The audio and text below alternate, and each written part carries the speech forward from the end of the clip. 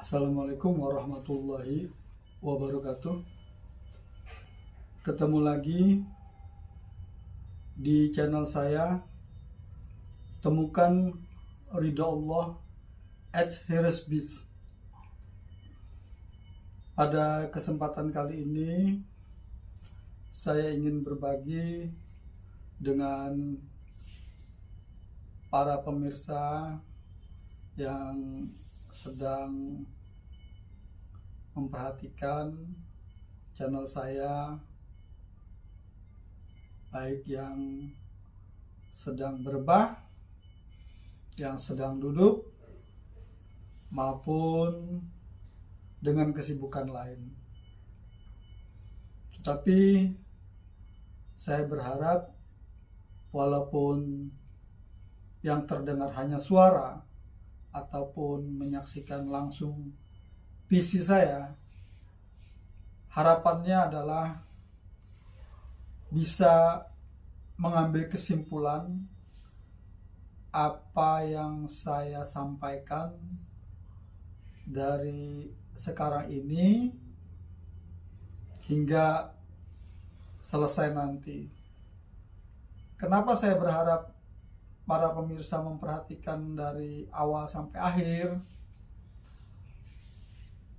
Agar pandangan kita, opini kita, pemahaman kita terhadap topik yang akan saya sampaikan kali ini itu bertambah.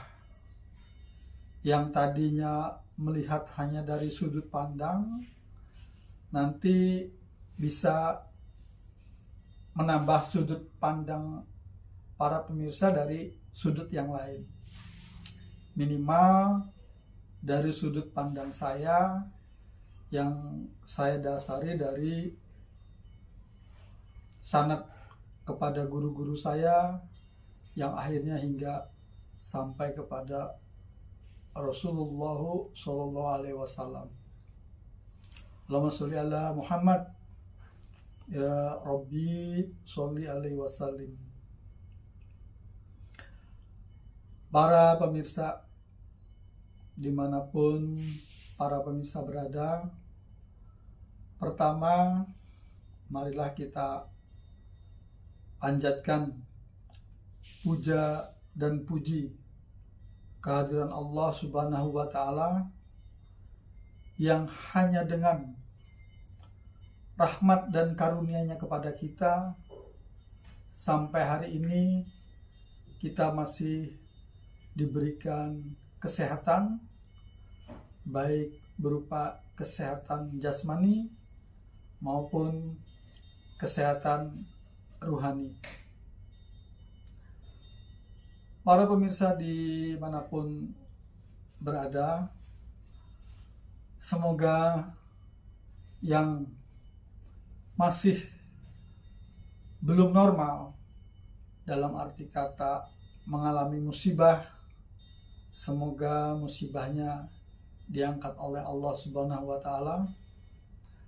Dan yang terbaring sakit, semoga sakitnya diangkat oleh Allah Subhanahu wa Ta'ala.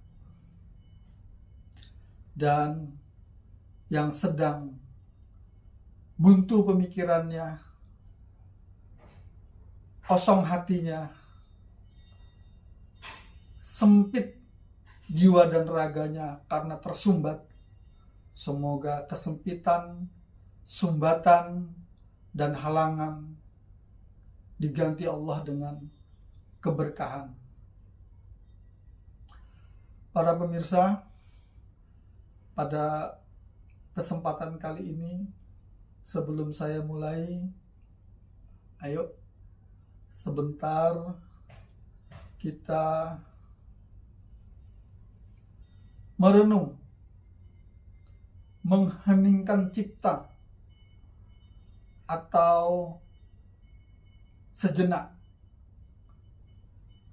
5 tarikan napas, ditarik pelan-pelan, dihembuskan pelan-pelan. Ketika menarik napas, sebutlah nama Allah di dalam hati, kemudian hembuskan pelan-pelan, seperti tadi menghirup pelan-pelan, kemudian hembuskan pelan-pelan, sambil menyebut di dalam hati ketika menghembuskan, hu. Ketika menarik, Allah.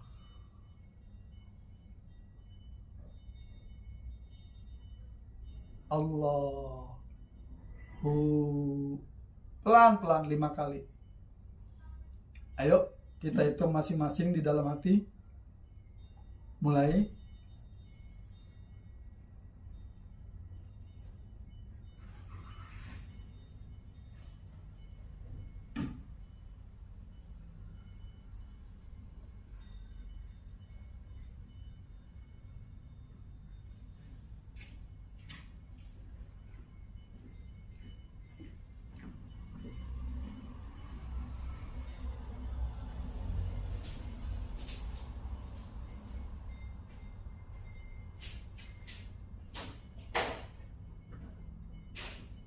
Allahumma sholli ala Muhammad. Allahumma sholli ala Muhammad. Allahumma sholli wa sallim wa barik alaihi. Baik pemirsa, kita mulai topik kita pada kali ini, melanjutkan TN 623. Sekarang TN 625. Pada TN 625 kali ini saya ingin membahas tentang rukun Islam yang kedua.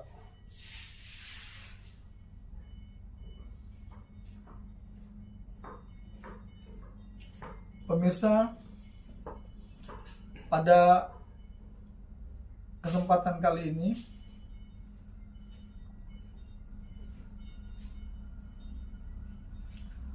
rukun Islam yang kedua adalah sholat.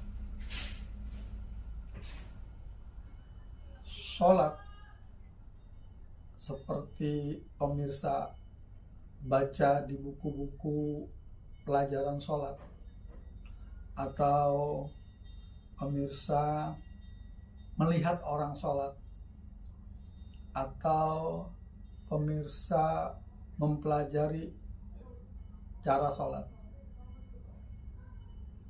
Seperti pada umumnya, ya memang itu pelajarannya. Kalau cuman itu yang saya bahas, saya tidak perlu menyampaikan lagi pemirsa, karena sudah ada di buku. Tapi yang mau saya bahas adalah sholat dalam bentuk syariah, sholat dalam bentuk torekat, sholat dalam bentuk hakikat, dan sholat dalam bentuk ma'rifat. Jadi di dalam kita berkeyakinan, di dalam kita beragama, maka jangan lupa 4 pedoman tersebut. Yang pertama, kita harus mengontrolnya secara syariah. Setelah itu kita cek secara torekoh. Kita lanjutkan dengan hakikat. Kemudian yang terakhir kita lihat secara makrifat. Jadi kalau kita sambung, syariah sholat, torekoh sholat, hakikat sholat, makrifat sholat. Apapun selalu kaitkan dengan 4 pembagian besar tersebut di awal. Manakala yang terakhir bahasa-bahasa tadi. Zalikal kitabula raiba fi.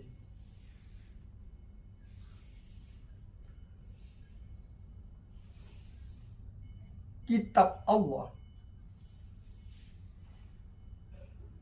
sebagai petunjuk bagi orang-orang yang mau berpikir. Nah, atas dasar surat tadi, untuk orang-orang yang mau berpikir.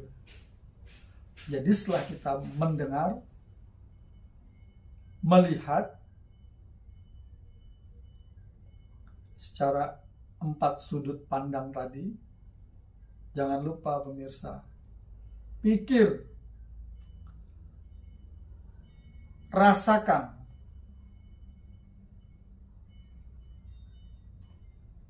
Kalau dipikir enak, dirasa tidak enak, jangan dikerjakan. Dipikir tidak enak, dirasa enak, kerjakan. Atau tidak dikerjakan, terserah. Tapi kalau saran saya, setelah kita dengar, kita lihat, kita pikir, baru kita rasakan. Jadi, mendengar itu syariah, melihat itu torekoh, berpikir itu hakikat, dan perasaan itu adalah ma'rifat. Jadi, ayo kita periksa sholat kita benar, gerakannya, rukuk sujudnya, sebelumnya, wudhunya,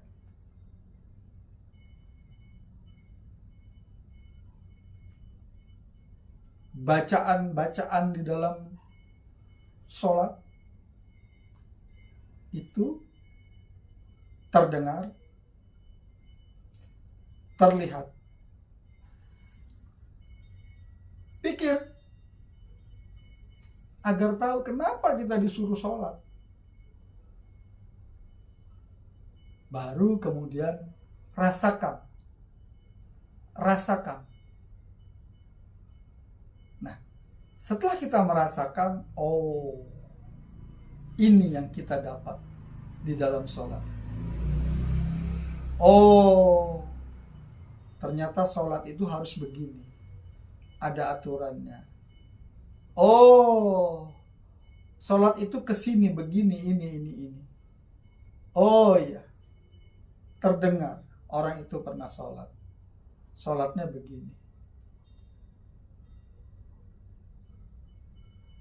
Jadi, para pemirsa, ada orang berpuluh-puluh tahun sholat, tapi dia belum paham, bahkan belum tahu sholat itu ngapain. Pernah satu ketika pemirsa, ketika ngobrol-ngobrol, menangis karena selama ini dia hanya sholat secara zahirnya saja. Maksudnya sholat secara zahir itu bagaimana? Ya tadi, dia wudhu, dia sholat, takbir, kemudian melakukan gerakan sholat, rukuk sujud, duduk di antara dua sujud, kemudian tahiyat awal, tahiyat akhir sampai assalam. Tapi cuma ikut-ikutan karena dia melihat, mendengar sholat itu wajib. Kalau tidak sholat nanti dikira pembangkang. Ya, itu baik, itu benar. Tapi itu sholatnya anak-anak, sholat karena takut dimarahin orang tua. Masa pemirsa yang usianya sudah balik 17-40 itu sholatnya masih seperti sholat yang anak-anak baru sholat atau masih balik? Atau mungkin masih sholat seperti itu ketika usia 40 atau lebih? Janganlah pemirsa, janganlah kita sholat karena takut. Karena itu sholatnya anak-anak, karena dimarahin orang tua kalau tidak sholat.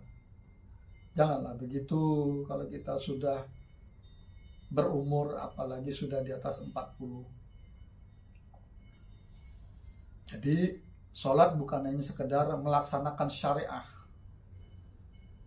tapi itu sangat bagus untuk anak-anak. Dia melaksanakan sholat karena takut, karena itu adalah dasar. Apa-apa itu harus ada yang ditakutin.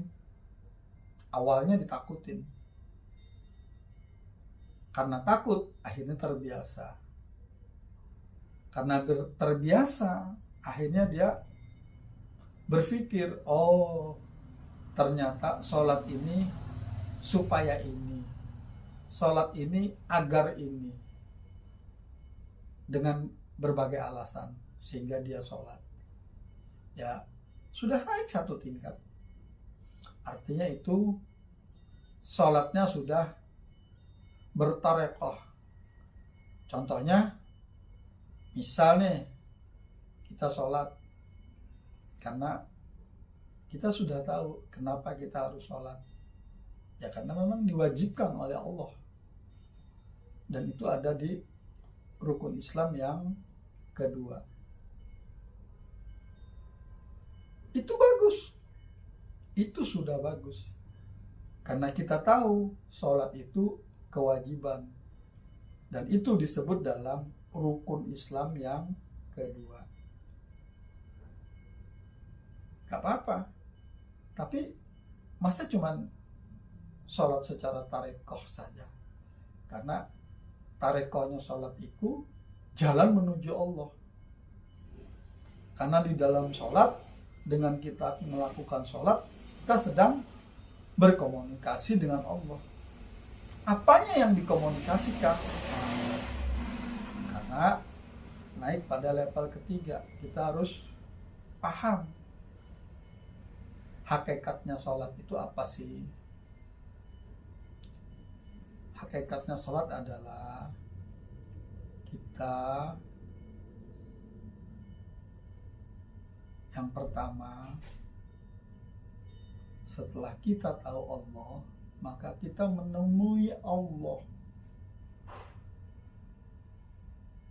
Jadi sholat itu menemui Allah hakikatnya. Siapa yang menemui kita? Kita, karena sudah tahu jalannya, Allah itu ada di mana, sudah tahu tarekat sholat itu apa. Oh, kita menuju Allah. Makanya kita bertorekot. Torekat itu jalan menuju Allah. Lewat mana yang paling cepat menuju Allah? Lewat sholat. Tidak ada yang lain. Doa kalah masih sama sholat. Karena sholat paling tinggi, kita bertemu Allah langsung. Kalau kita cerita panjang sedikit, perintah Allah kepada manusia untuk melaksanakan sholat langsung diambil, dijemput Rasulullah untuk mendapatkan perintah sholat. Karena di situ Allah mengajarkan bagaimana cara sholat. Berarti secara tidak langsung Allah memberi tahu kita lewat Kanjeng Nabi Muhammad Rasulullah Shallallahu Alaihi Wasallam, mengajarkan sholat kepada beliau, hingga akhirnya kita juga harus sholat seperti beliau kalau ingin ketemu Gusti Allah. Di luar cara yang diajarkan beliau, dijamin, dipastikan salah. Kalau salah, ya tidak ketemu sholatnya. Itu hakikat sholat.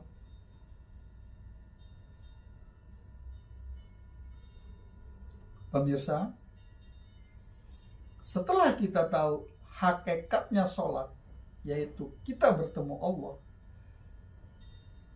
kita kalau ditemui Allah, kita umpamakan kalau kita bertamu, berkunjung ke rumah orang tua kita, atau kita berkunjung kepada siapapun yang kita tahu rumahnya, maka kita bisa mengunjunginya karena kita tahu rumahnya yang mau kita kunjungin. Anggap saja di sini kita mengunjungi rumah paman kita. Syarat yang pertama kan kita harus tahu rumah paman kita itu di mana. Itu namanya torekoh, jalan ke rumah paman. Kemudian kita tahu paman itu kebiasaannya di rumah jam berapa. Terus apa kesukaannya? Apa yang dia tidak suka? Itu kita kerjakan. Itu syariah. Setelah sampai di rumah paman, maka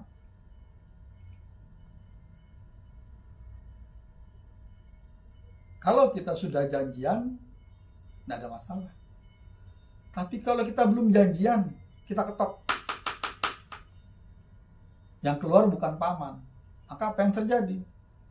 Oh, pamannya nggak ada. Oh, pamannya sedang tidur. Kan kita menunggu. Tapi kalau kita sudah janjian, baru mau ngetok pintu jam 15.00, kurang 3 detik kita mau ngetok, pamannya membuka pintu. Lah, wis tak enteni pas muncul. Nah, itu makrifat. Makrifat itu kalau kita bertemu ya terlihat semuanya. Semuanya terlihat. Ya seperti itu. Sholat yang bermakrifat itu akan terlihat. Kalau sudah terlihat, ayo masuk. Kita minum-minum. Wis tak sediakno iku. Mau apa misalnya sayur.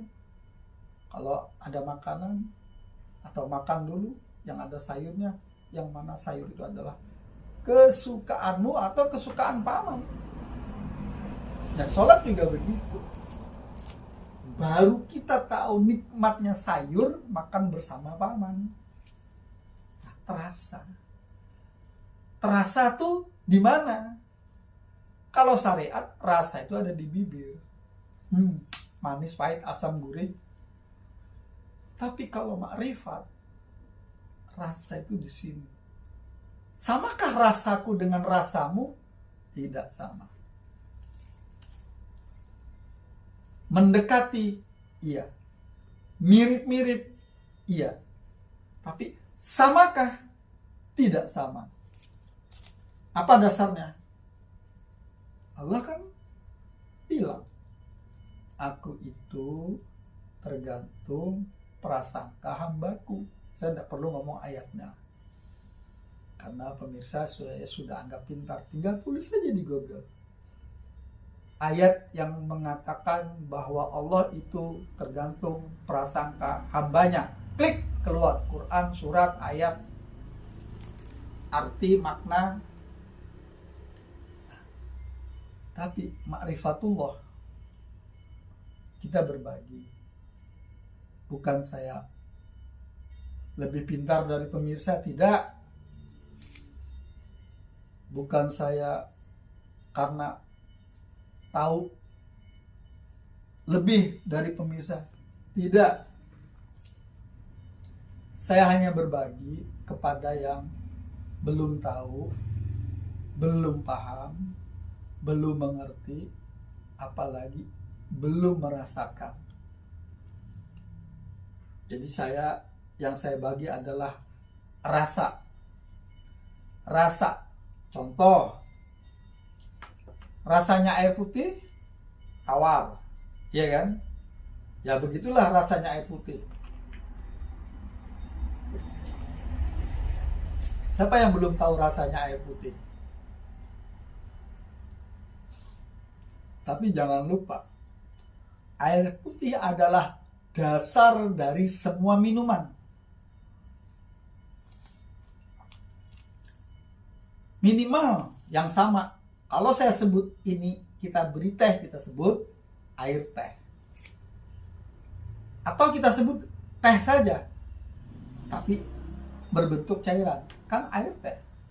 Karena ada teh berbentuk padat, belum dikasih air. Kan tidak disebut air teh. Tapi kalau yang sudah paham, mengerti, minumnya apa, Pak? Teh. Kalau yang sudah paham, aku bikinkan teh es, berarti airnya dikasih es. Tapi misalnya kita bilang begini, Bu, saya jus teh ya, bingung dah. Jus teh gimana? Gimana jus teh? Gimana jus teh? Ya, karena tidak tahu jus teh itu gimana. Tapi kalau yang ngerti, oh, matcha tulisannya. Nggak paham saya. Terus pokoknya matcha. Apa minumnya? Matcha katanya. Apa matcha? Saya juga bingung kok. Ini, walah, teh juga ya. Ada yang padat, kayak coklat. Ada juga yang lain. Coba orang yang mengerti, minumnya apa? Matcha. Apa matcha? Teh Thailand dibae. Ya, itu contoh. Rasanya, ya tentunya tidak sama dengan teh yang kebanyakan kita minum di rumah. Kalau lemon tea, ya seperti itu. Ini matcha katanya. Apa matcha? Saya tidak paham. Dibae teh Thailand, warnanya hijau. Kayak coklat, kalau padat dimakan. Oh ini. Nah, itu contoh. Oh rasanya begini. Nah, rasa itu yang ingin saya sampaikan kepada pemirsa.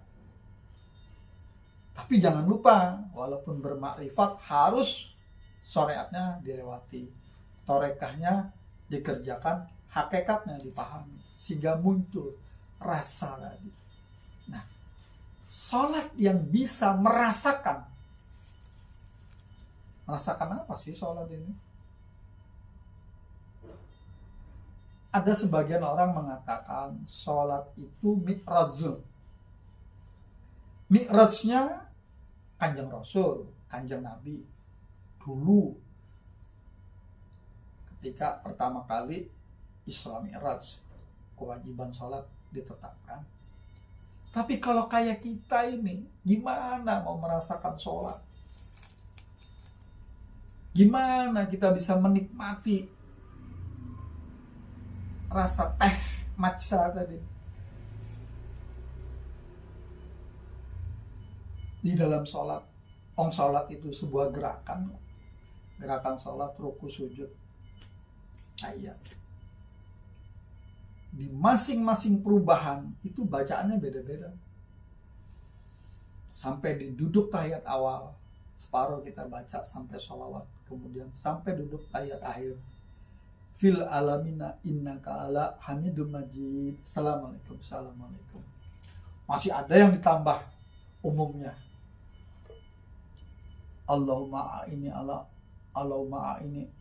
Allahumma na'udzubika min adzabi jahannam wa min adzabil qabr wa min fitnatil mahya wal mamati wa min fitnatil masih dajjal. Masih ada lagi yang ditambah, ya muqallibal qulub sabit qalbi ala dinik, baru assalam. Ada lagi yang nambah macam-macam.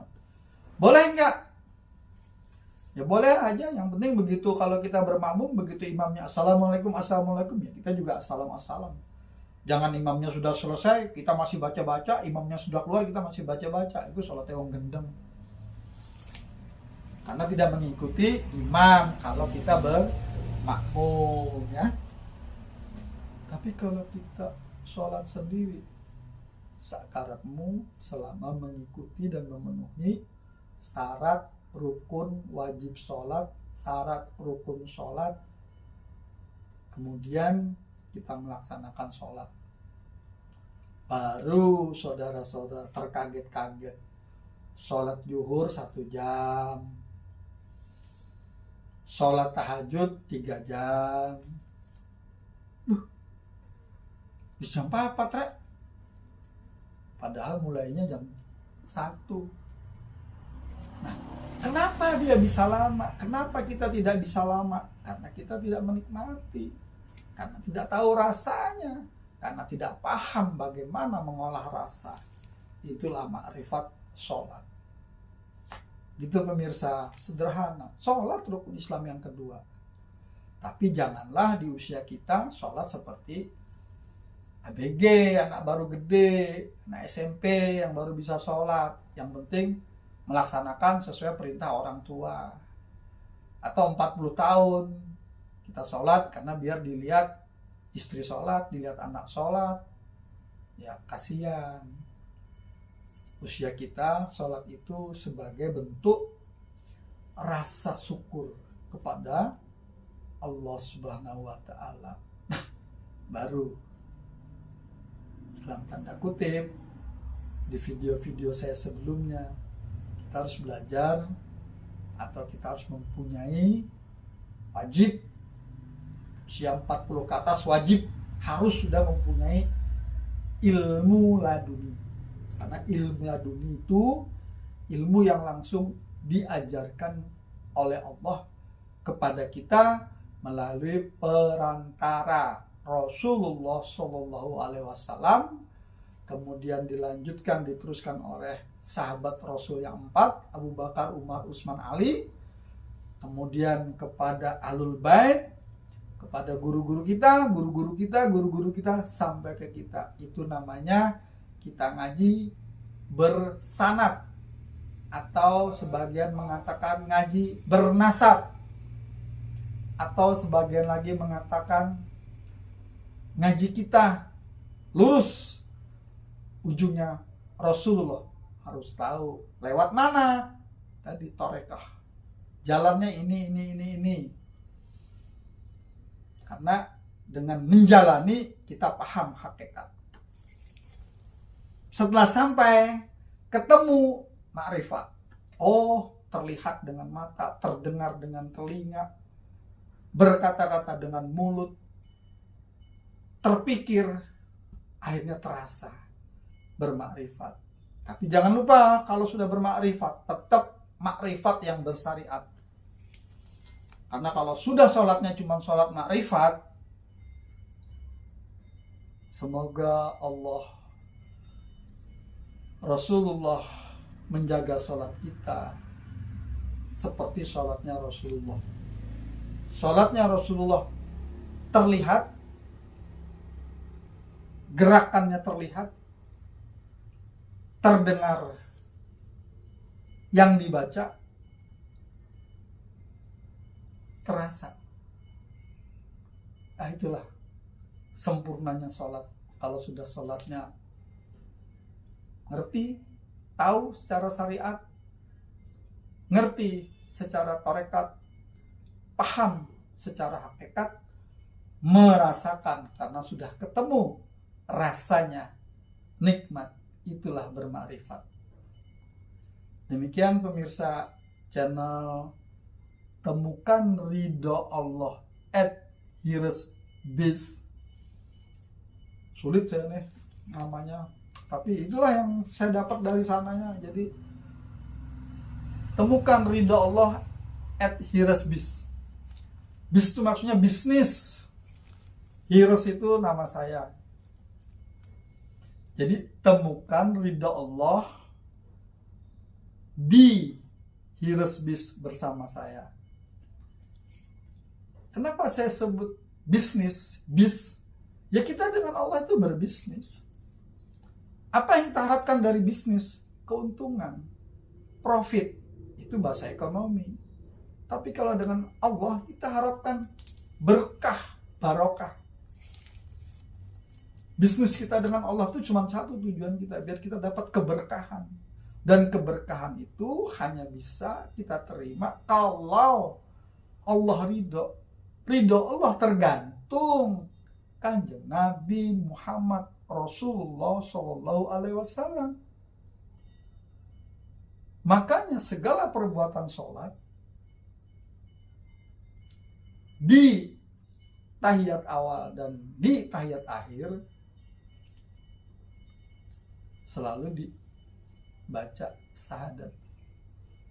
Asyhadu an la ilaha illallah. Allahumma sholli ala Muhammad. Di tahiyat akhir salawat lagi kepada Nabi Muhammad dan kepada Nabi Ibrahim.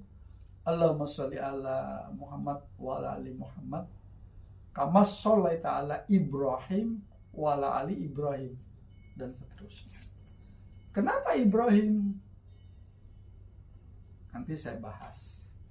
Karena kalau ini kan dilihat semua orang, tidak semua pemahamannya sama. Karena tadi saya dari guru-guru saya bersanad dan bernasab hingga ke Rasulullah, kemudian saya memahami, dan pemahaman saya itu ingin saya bagikan berupa ilmu laduni. Monggo berlangganan channel saya biar kita pembahasannya enak. Karena kalau sudah kita ngomong laduni, itu tidak bisa diforumkan yang tidak sama. Harus sama atau mau belajar. Ya, karena harus satu merek. Kalau sudah laduni itu satu merek. Tidak ada lagi bawa merek dari luar. Harus satu merek. Kalaupun mereknya beda-beda, isinya pasti sama. Air putih. Nah, ini air putih merek apa? Air putih Tuhan memberikan gratis. Tapi begitu dikasih merek dari A sampai yang saya tahu V, macam-macam mereknya.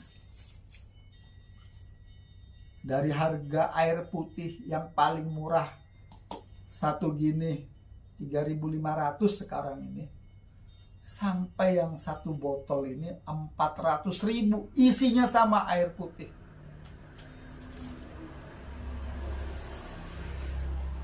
Saya tidak ngurus mereknya, saya tidak ngurus botolnya. Laduni itu pasti sama isinya. Kalaupun dia bawa merek, buka aja mereknya, rasakan. Kalau air putih ada manisnya, berarti dia tambahin gula. Karena rasa air putih harus begini. Nah, itu kira-kira pemirsa. Rukun Islam yang kedua, sholat. Tapi sholatnya sholat yang mi'raj, ketemu Allah. Dan itu cuma satu, harus lewat Rasulullah. Syaratnya tadi, Abu Bakar, Umar, Utsman, Ali, Ahlul Bait, guru-guru sampai kepada kita. Karena katanya guru kita, sampai ke Ahlul Bait, sampai ke Rasulullah, sampai ke Allah. Nurullah, Nur Muhammad. La ilaha illa ana, la ilaha illa anta, la ilaha illa huwa, la ilaha illallah.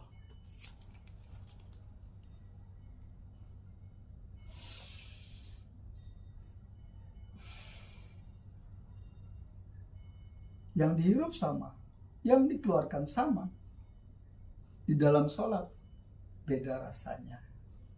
Demikian pemirsa. Billahi taufiq wal hidayah wa birridho wal inayah.